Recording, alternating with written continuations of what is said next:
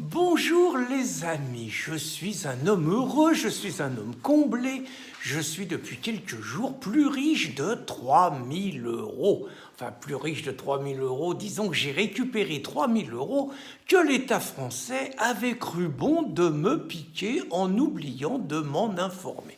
Je vais vous raconter cette histoire invraisemblable qui, hélas, peut arriver à n'importe lequel d'entre vous. Cela commence donc dans un contexte particulier qui peut favoriser chez moi une certaine paranoïa, à savoir donc que les gendarmes sont venus chez moi cet été pour me confirmer donc que je devrais rendre mon arme. J'ai fait une vidéo là-dessus. Donc je devrais rendre mon arme dans les 3 mois, faute de quoi je serais soumis à de possibles perquisitions. Donc ça, c'est un exploit du vaillant préfet des Yvelines, donc un nommé Serge Morvan, qui pour mon bien, a jugé que je ne devrais plus jamais avoir d'arme parce que je serais dans un état d'esprit, j'écrirais des choses qui mettraient en danger les gens et qui me mettraient en danger les gentils. Je l'ai d'ailleurs remercié. C'était donc dans ce contexte qu'il m'est arrivé 2 autres aventures qui m'ont fait quand même me gratter la tête et me demander si l'État français ne s'acharnait pas légèrement contre ma modeste personne. Première histoire. Je ne suis pas quelqu'un qui surveille tous les jours ses comptes et tout, très franchement. Je sais à peu près ce que je dépense, je sais à peu près ce que je gagne. Dans ma tête, je jette un petit coup d'œil de temps en temps pour voir si tout va bien et s'il n'y a pas quelques indélicats qui auraient fait des mauvaises manœuvres sur mon compte. Et donc, je découvre, là, un jour, sur un de mes comptes, je découvre quand même, je dis c'est marrant, je n'ai pas l'impression d'avoir dépensé autant. Et je découvre donc que le service des amendes de Nantes m'a prélevé 750 euros. Je ne vous dis pas les heures et les heures de démarche pour comprendre pourquoi on m'a prélevé 750 euros.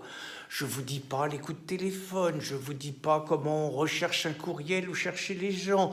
Toujours est-il qu'on finit au bout de, mais je vous dis des heures et des heures, je finis par comprendre que j'aurais été contrôlé le 31 décembre à 10h du matin à côté de Nantes, donc avec un défaut de permis de conduire et un défaut de carte grise, et que ce défaut de permis de conduire et de carte grise, j'avais 5 jours pour aller déposer ces papiers en gendarmerie ou en commissariat, que je ne l'aurais pas fait, qu'on m'aurait écrit, que je n'aurais pas répondu, et donc tout ça, il va falloir 750 euros dans les trous de nez. Il se trouve que le 31 décembre, je ne peux pas être à Nantes, je fais une réclamation, je montre que je peux le prouver, que j'ai des témoins, que la voiture incriminée, je ne fais jamais de tel parcours.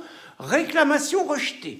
Des dizaines de coups de téléphone. Je finis par comprendre que finalement, c'était pas à Nantes que j'ai été verbalisé, mais que c'est dans une autre ville où effectivement j'ai été pris par 2 motards. J'allais chercher mon pain et mes petits-enfants. J'avais pas mon permis de conduire, j'avais pas ma carte d'identité. Ces enveloppes de motards ont jugé que l'intérêt public était de me verbaliser. Chacun une prune. Comme ça, ils se partagent évidemment le montant, et donc voilà l'histoire.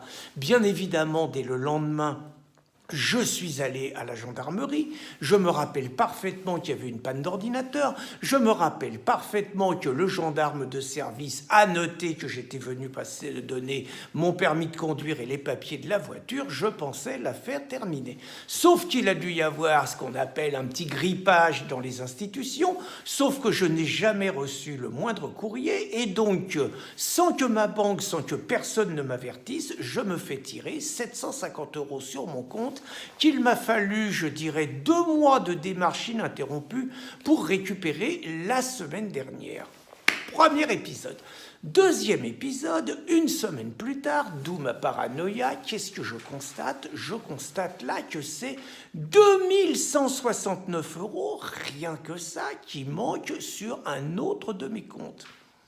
2169 euros, même procédure, les téléphones, tout ça. Bon, je finis par avoir le dessous de l'affaire, c'est-à-dire que j'ai été condamné à cause de ce sympathique préfet socialiste Clavreul, encore en appel à Versailles, à lui payer 2000 euros. Comme j'ai été en cassation, et que j'ai gagné en cassation, punaise, ça devrait s'arroser, donc je pensais l'affaire terminée. Sauf que le bureau des amendes, là c'était les Yvelines, puisque le procès avait eu lieu à Versailles, le bureau des amendes n'était pas au courant, les flics n'étaient pas au courant que j'avais été en cassation. Et donc pour eux, pas de problème, on pouvait me piquer du fric, et donc 2000 plus un paquet de trucs, on me barbote 2169 euros. Il a fallu, donc évidemment je vous dis pas tous les coups de fil parce que je suis quelqu'un qui est quand même à 2169 euros près. Moi c'est pas de l'argent de poche, c'est pas un resto avec des potes, j'ai besoin de ce fric pour mon quotidien. On m'a répondu que maintenant on pouvait plus rien faire, mais que si je gagnais en cassation, fallait que j'envoie les arrêts du jugement et qu'à ce moment-là on me rembourserait. J'ai donc gagné en cassation le 17 septembre, bien évidemment dans la journée j'ai renvoyé ça, et je vous annonce la grande nouvelle, hier j'ai donc récupéré mes 2169 euros. J'ajoute quand même une petite plaisanterie dans mes démarches, c'est que la banque qui ne m'avait absolument pas prévenu de ce qui allait m'arriver, même pas un coup de gros lot dans le genre Monsieur Cassan, on vous signale quand même qu'on vous pique 2169 euros des fois que vous soyez pas au courant. Il m'avait barboté en plus 150 euros, même un peu plus, de frais de banque. Ben voyons, la double peine. Bon, là quand même j'ai hurlé et il m'avait au moins rétabli, quand je leur ai expliqué l'histoire, mes 150 euros. Donc tout ça pour vous raconter, en dehors du livret de caisse d'épargne de 10 ans que je n'avais pas touché, et si je n'avais pas eu de démarche, j'ai fait une autre vidéo là-dessus, mon livret de caisse d'épargne était transféré automatiquement à la caisse des dépôts.